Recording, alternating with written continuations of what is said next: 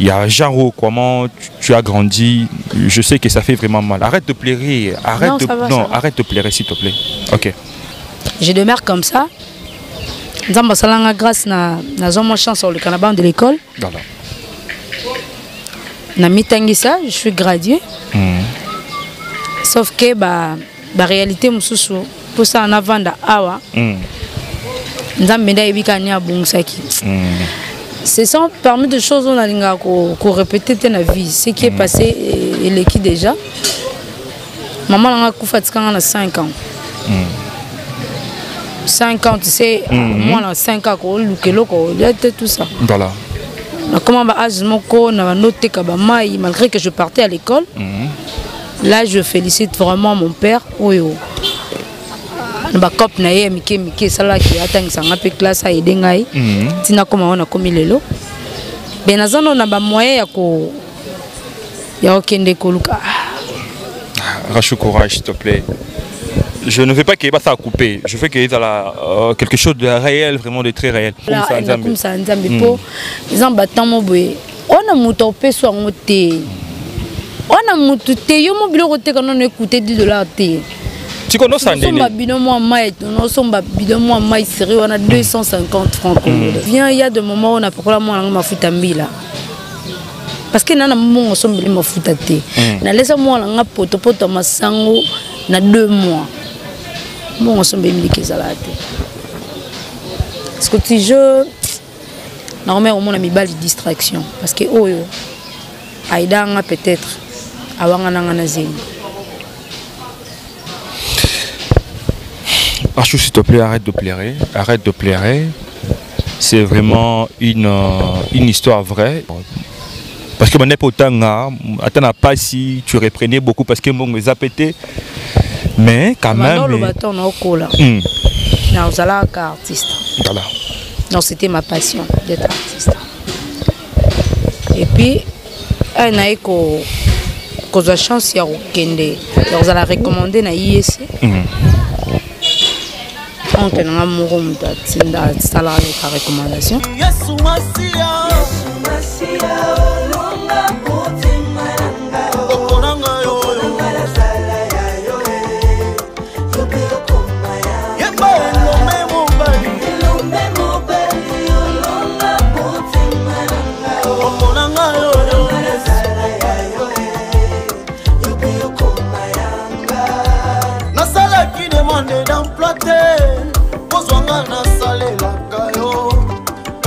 Bolingo na yo okomisinga mosali na yo ngayo yo nasalaki na nga selfete kozonga nasalelaka yo Yesu kasi na bolingo na yo okomisinga mosali na yo na yango nalobi nazali elembo ya bolingo na Nzambe apona ngai nasalela ye apona nga nayembela ye.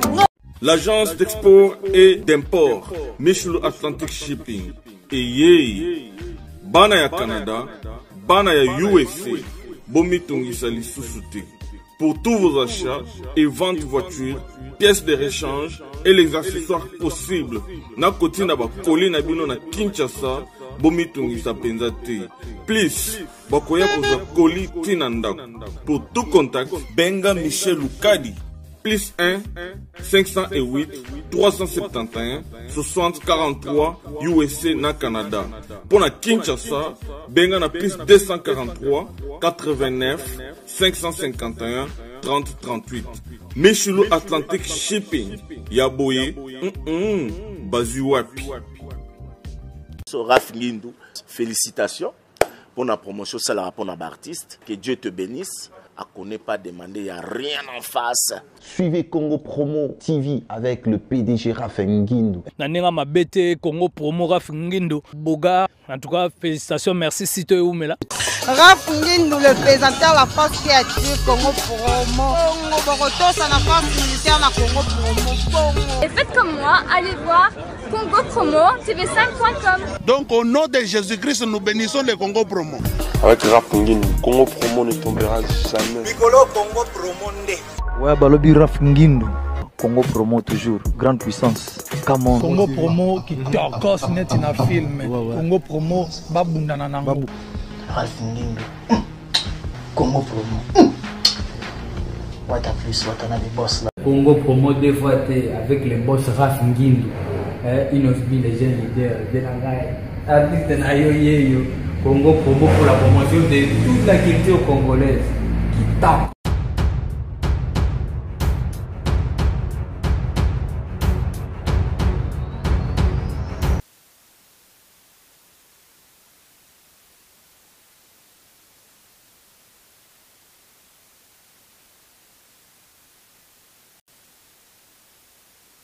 À tous les gens qui nous suivent, parce que aujourd'hui nous allons essayer un peu de réaliser une réalité. Tout ça, l'artiste est encore vraiment surprise. Et voilà, donc c'est sans permission naïe. C'est l'artiste et comédienne Rachou. Voilà, donc qui adresse naïe et pas Mina et Moroboué. Donc ensemble avec vous, nous allons essayer un peu de voir comment cet artiste vit. Mais en voyant des gens de loin comme ça, je pense qu'il y a vraiment de découvertes parce que Babisiso Azovanda. Donc ensemble avec vous, tout nous, ce qui est bel et bien c'est son adresse et pour l'instant. Et puis si elle est d'accord, parce que faut la peine à vie. On a bien. Ce qui peut pas boyer, bon. Ils en ont PK à Paris gagné parce qu'on a tenté, et voilà, donc la vie continue. Mais ensemble avec vous, nous allons arriver Toyeba Nanunde Rachou. Et voilà, donc ensemble avec vous, on va découvrir si vraiment l'artiste Rachou habite bel et bien ici. Voilà, donc je suis avec ma caméra. Caméra n'a pas accompagné, c'est vraiment du réalité, c'est vraiment du réalité. Bon, je ne sais pas s'il va accepter. Voilà, donc on est là. Encore. Maman, bonjour. Toluka Rachou. Yebisaï, camarade nae Scotty. Toi on a besoin de ce qu'on bengue la biso na ito sola nae. Et voilà. Bon, tu as évité la réaction et Rachou s'il va accepter ou comment. Et voilà, donc. Rachou, là, je prends la caméra, excusez-moi. La gars vient noter. Donc, viens, c'est elle, Rachou.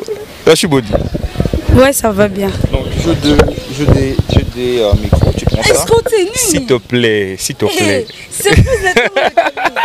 S'il te plaît. Théo Lukayo. Non, et puis qu'il y a qui peut adresse na yote quand même. Non, je devais t'appeler.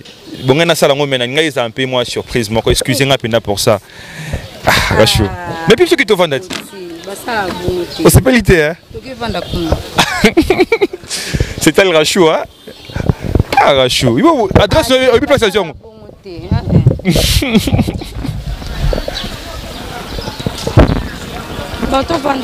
Tu vends, hein? Ok. Ah. Rachou. Ok, non. Tongo.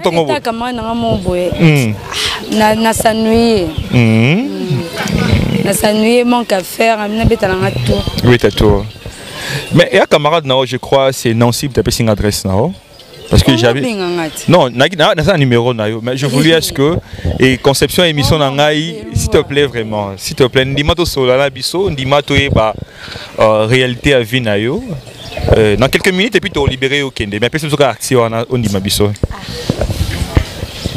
Rachou. Mais je suis surprise au monde. On ressent un plaisir au tombeau à mi condé dans le baba. Oui. On met déjà. Ouais, na umeli. Na pas sa vie na mumba. Ok. Ah, il pas nain. Et pas tante nanga, pas binga. Ah, tante nayo, hein. Comment il nain? Tantine Cathy. Ah, Tantine Cathy. Ok. Excusez-moi, on a besoin tout cela pour en réalité à ma vie à l'artiste. Ils ont rappelé quelque chose de bien parce que tu es bien dans la son poto. Mais en réalité l'artiste tout la va vivre en nini. Et je pense que ça sera vraiment une très bonne conception. Et voilà, tous ces gens-là vont vraiment aimer. Mais au début, je vais essayer un peu ce qu'on dit au solana bisona nous. Est-ce que Aozova nana papa, maman Zali? Ah, Scotty. Na vanda pas tante nanga, mais papa biso vanda awa. Pour ils pour ma famille. OK. To vanda a biso nyonso, maman biso kufa déjà kala. 5 ans. OK. La tante nanga. Personnellement, merci. C'est une histoire nanga ko répéter en jate ba. Nanga pe comme ça passe nanga été quoi, tu vois? Ça me fait vraiment pas du bien. Papa ça là papa ça papa ça là salate salate vu bah HP peut-être bimi na ça qui a un peu soit mais ndako bimi wa ndako vanda c'est ça non Scotty? Non, je ne sais pas, tu es mon ami Naïba qui peut venir à Oté. Donc ensemble avec tous les gens qui nous regardent, nous sommes en train de découvrir la vie des Rachou. Ils ont placé na koleli. On essaye de Bundaka Kapona que ça sorte son avis, mais pour l'instant, tellement d'ambulants font la porte na vanda. Ça fait vraiment très mal, hein, parce que je ne sais pas comment on a pu vivre à ce chose mené, je ne sais pas. Parce que à part il y a Rosa l'artiste, c'est vraiment une amie, quelqu'un que je connais très bien, qu'on se côtoie aussi, mais parce que Rachou, tu fais comment pour vivre ici, vu Ndengo à la Rasta? Scotty, na non, s'il te plaît. Non, ils ont la permission parce que on ne peut rien faire du beau, bien du bien, sans pour autant ils ont na consentement na yo quand même. Comme tu vois, à part nga awa mona muswazate, na vanda na tante sanga ba camarade na ena, dans bangon de famille na nga quoi. Mais tant qu'il y a une grande fille, j'essaie ya ko bunda kaka. Poto sanga mo lipate, mo nyenete et puis papa na nga zawa donc. Si on a outil ba théâtre na nga ba maboke na msoto sala si je prends quelque chose, je gagne quelque chose. Né sala ketolia bon. Est-ce que tu gagnes réellement payer quelque chose dans le monde de théâtre? Ah, dans le monde de théâtre, bon, ils arrêtent. On le fait parce qu'ils ont une passion à Bissau. Ok. Tu vois? Mais ils ont été que non pour au somba peut-être il a mba faut un bon tournage tout ça pour ça mon transport peut-être qu'on se mélange ma foot aime super outil tournage en bon on ka kuna et si le peut na transport pour comment. Mais en réalité tu vis comment tu organises ta vie parce que théâtre est au foot à ti. On peut dire que tu passes vraiment une vie de misérable, tu souffres, tu es dans la pauvreté. Excusez-moi quand même, hein. Si tu as un salaire au journaliste, malgré que tu es mon ami, s'il te plaît. Moi, qu'on souffrir déjà, c'est que je demeure comme ça. Grâce à ma chance sur le Canada de l'école. Je suis gradué. Sauf que la réalité, pour ça, on a vendu awa. Ce sont parmi des choses qu'on répétait dans la vie. Ce qui est passé, il est qui déjà. Maman a fait 5 ans. 5 ans, tu sais, moi, 5 ans, tout ça. Voilà. Comment malgré que je partais à l'école. Là, je félicite vraiment mon père. Oui, oui. Ba cop na ye mike sala ki atangisa nga pe classe a edengai tina koma wana komi lelo benazano na ba moyen ya okende koluka. Rachou, courage s'il te plaît. Je ne veux pas qu'il y ait ça à couper. Je veux qu'il y ait quelque chose de réel, vraiment de très réel. Rachou, je sais que tu es une fille forte parce que tu te bats, tu es passé sur les bancs de l'école, tout est possible pour toi, mais aie un peu la force.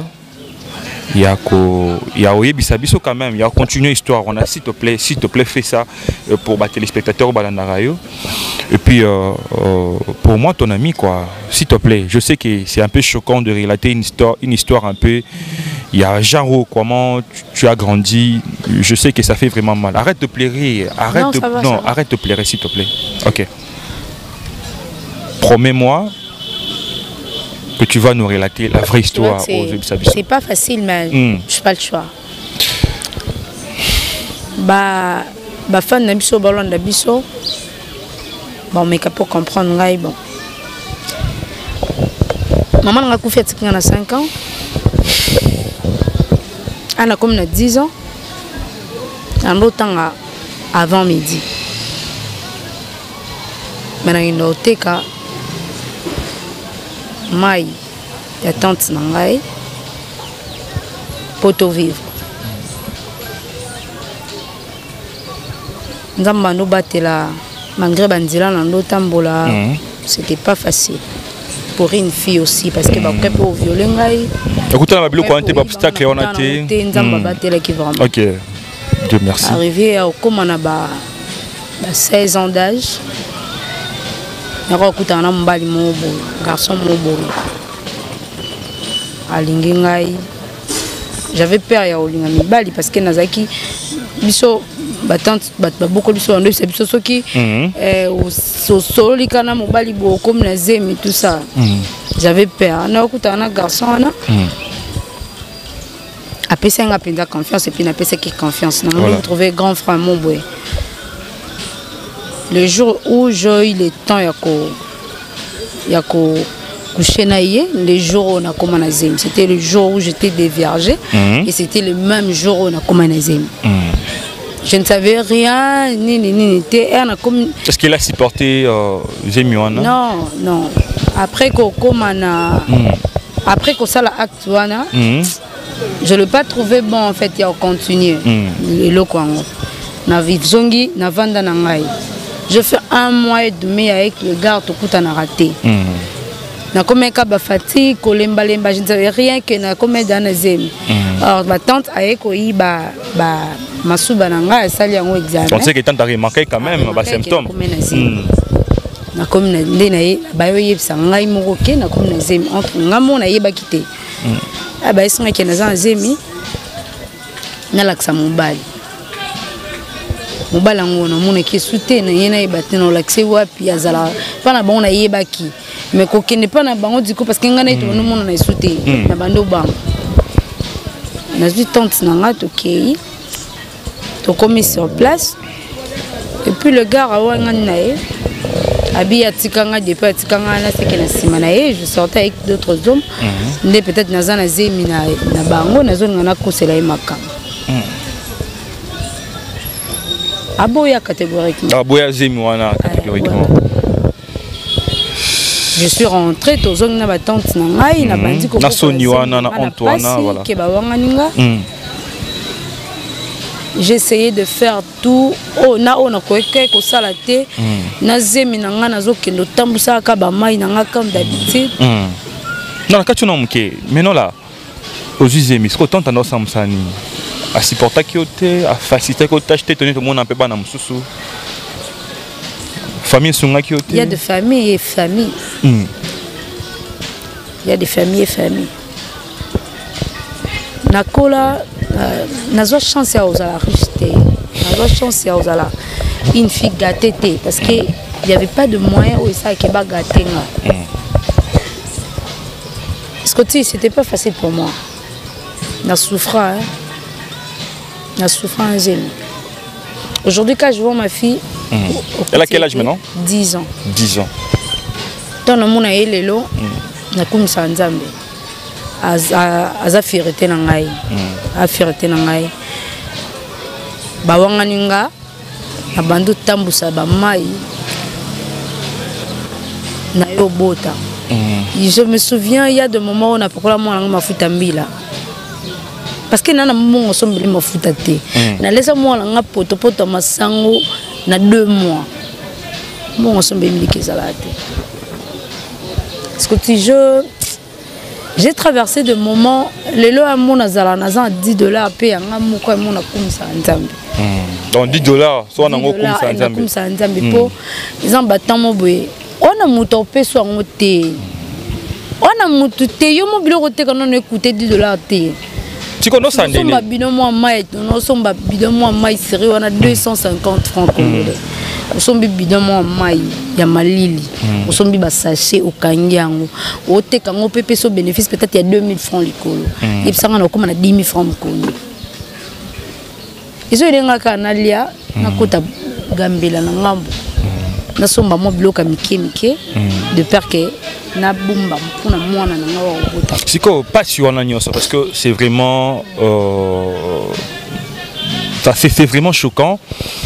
Tu t'es pas livré dans la débauche que le kamibali peut-être ba aider au père mbongo pour s'en sortir. Comment tu t'es en sorti? Parce que y a qui n'en facile. Mais là on est à débauche autant qu'on côté hein. Je me dis Nzamba salanga faveur. Il y a une fille forte et courageuse. Na iba de la place ni na rose à 100 francs. Place na iba rose à 100 francs na. Na remet au monde mi bali distraction parce que oyo aida nga peut-être awanga nanga na zemi. Achou, s'il te plaît, arrête de pleurer. Arrête de pleurer. C'est vraiment une histoire vraie. Et puis, on aimerait bien que toi, qui es dans Nasuka, toi, vraiment, qu'est-ce qui s'est passé, et puis se retrouver dans le théâtre.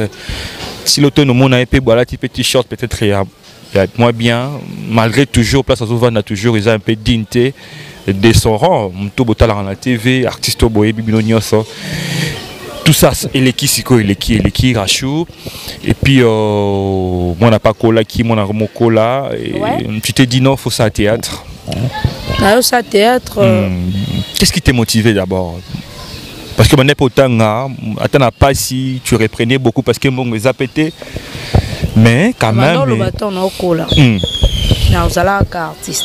Voilà. Donc, c'était ma passion d'être artiste.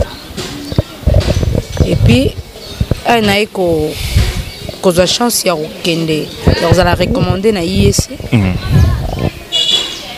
On a la recommandation. Je suis partie à l'ISC, on a que sa comptabilité. Mais on peut que art. Parce que je disais toujours, nous allons être artiste. On a eu le président d'Aïlunga. À Fongoli Group. Non, Ada, oh, ok, Ada, oui. À Fongoli Group, Manoir des Stars, je me suis décidé de partir. Parce que pendant le bac, le président Bobo, bazar en information. Je me suis dit, bon, peut-être qu'on a s'est retrouvé. C'est là que je suis partie là-bas. Na PCM Beauté Place, c'est le président d'Aïlunga. Na Salina Bango 2 mois. Je film je sais déjà na jour na film moko so na busani komba na busani komba na jour na film moko na jour ka lesbienne na coquette et puis na eko jouer film en immaturité na eko jouer na Eclipse ya Raïs Lubula na Top Vision. C'est là que Nabandi Kosala m'a dit qu'on fait un moment muké. Genre, c'était pas toujours facile de s'adapter à un milieu oyo. Tu part un peu ton micro hein, pour ma mobile. Dans un milieu oyo, banité, donc c'était pas facile. C'était un débutant, une débutante, voilà.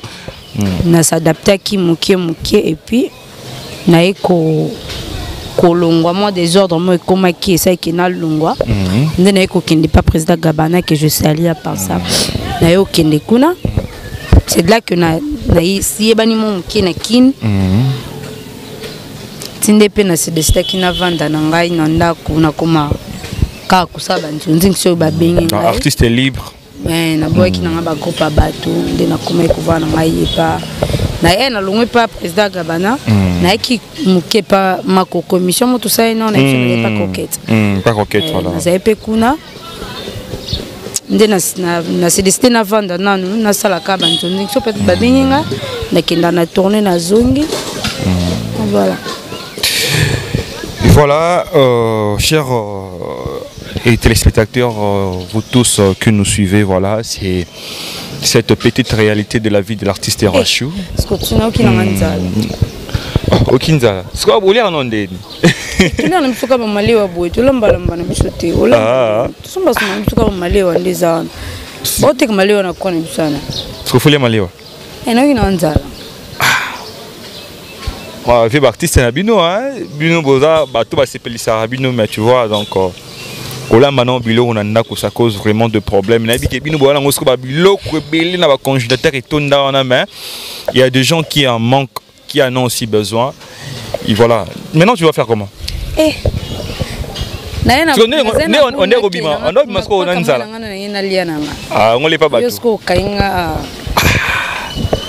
on est litini ah.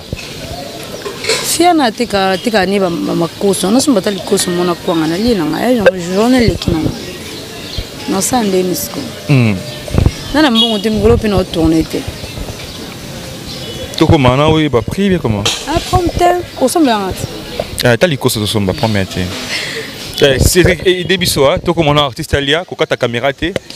Donc voilà. Tu es bah réalité na yo. Tu es là likoso. Non zéro. Dans likoso un peu so lien ngo pe boy. Dans nanda ko bina mambola mba peni za na ngote. Journée le kina. Journée le kana. Ah. Journée le kana on a lia ka likoso. Na kwanga. Koso na kwanga. Ah. Ndenzamba sanga bien po. Ndenzamba yeba ke na zana ngana mbongo pero kwa pesa ni ngambongo te. Liana ngabe mingi. Mais là c'est un mot na Strasbourg na Europe na France madame Makengo voilà qui Evelyne Makengo, madame Evelyne Makengo. Peut-être ma belle c'est une fille très battante au salam sana et ma soutien à bino pe ça bien. Evelyne Makengo on a Strasbourg donc bonjour à vous. Sonne bolé en gobetu bolé en letni. Oh combien? 500. Et donc quand on a 500 ni pas 500. On occupe bien. Non mais ça non. Toi le pega ndoli abo to kata caméra té.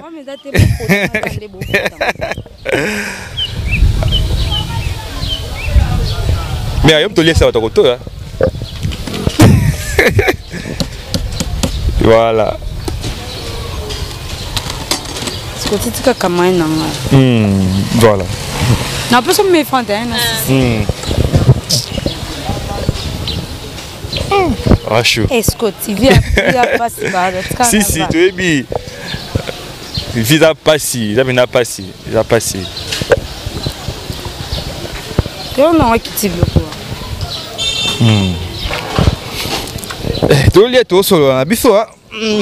Bon appétit. Merci. Olia. Merci, merci, merci. Pardon la maïté. Et voilà. Ah, je Simbi pelote na ute kosokolo. Non, parce que c'est vraiment c'est stressant voilà. C'est stressant. Mais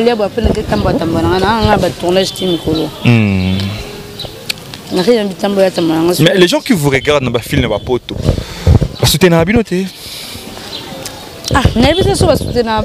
Bah monsieur pour tout le monde a pu partir na kina bana ba voiture bana bana quoi bien ils vivent vraiment bien était bon so batembola ndeni po biso bilonga biso nzere na ebité batapoto bola na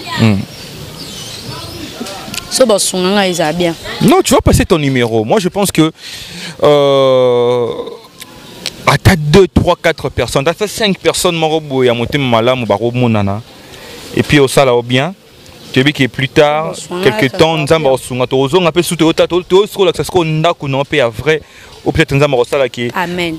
Parce que je crois ça, je crois vraiment.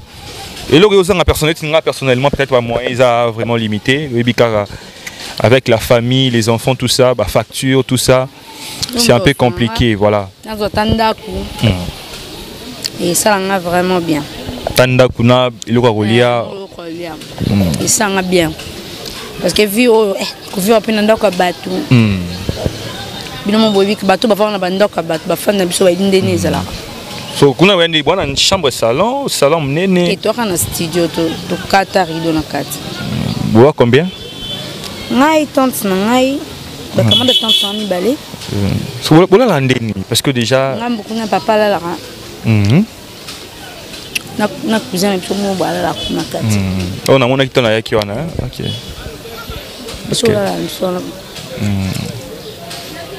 Donc, au Capi Moukongo pas cité parce que Kola la position moko pendant toute une nuit, voilà, ça dérange. Non, tu as bakana total. Le peso yo la lika bon parce que ça déjà vu na yo.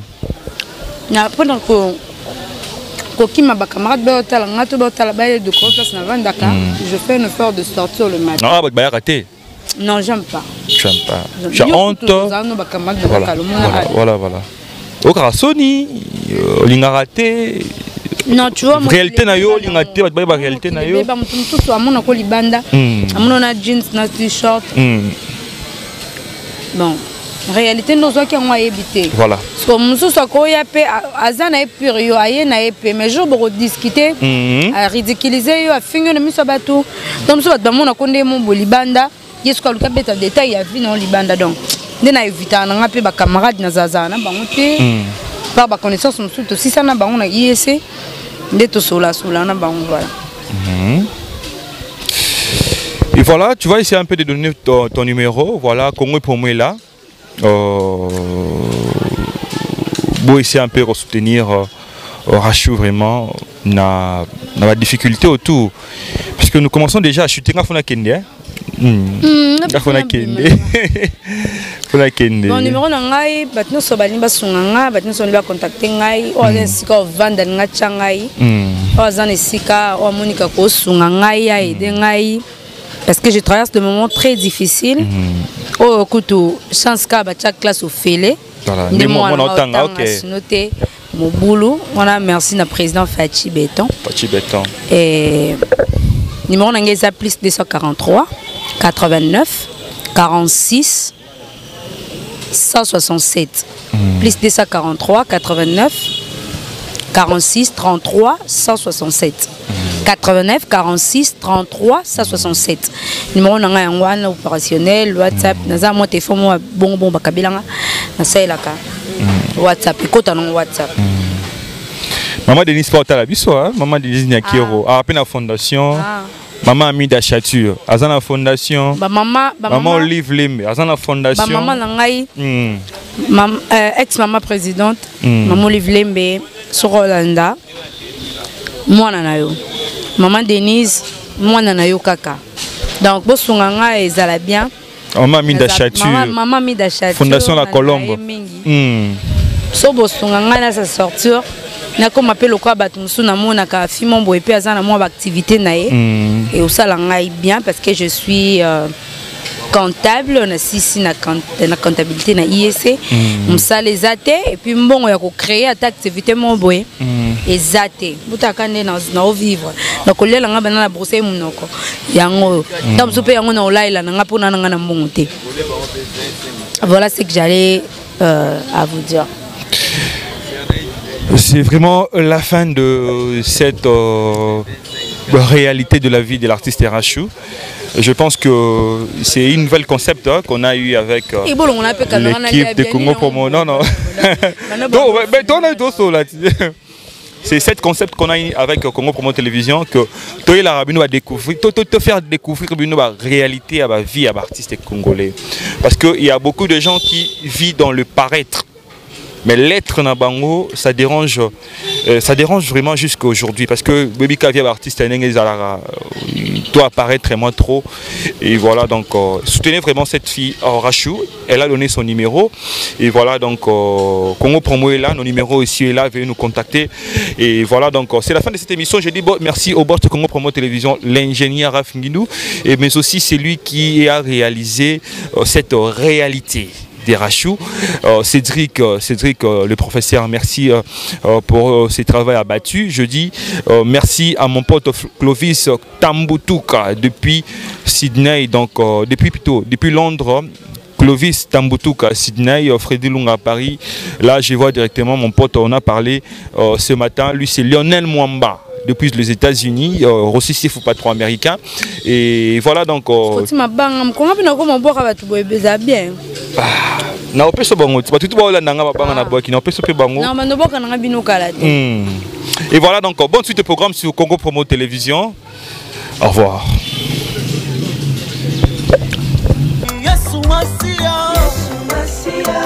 Longa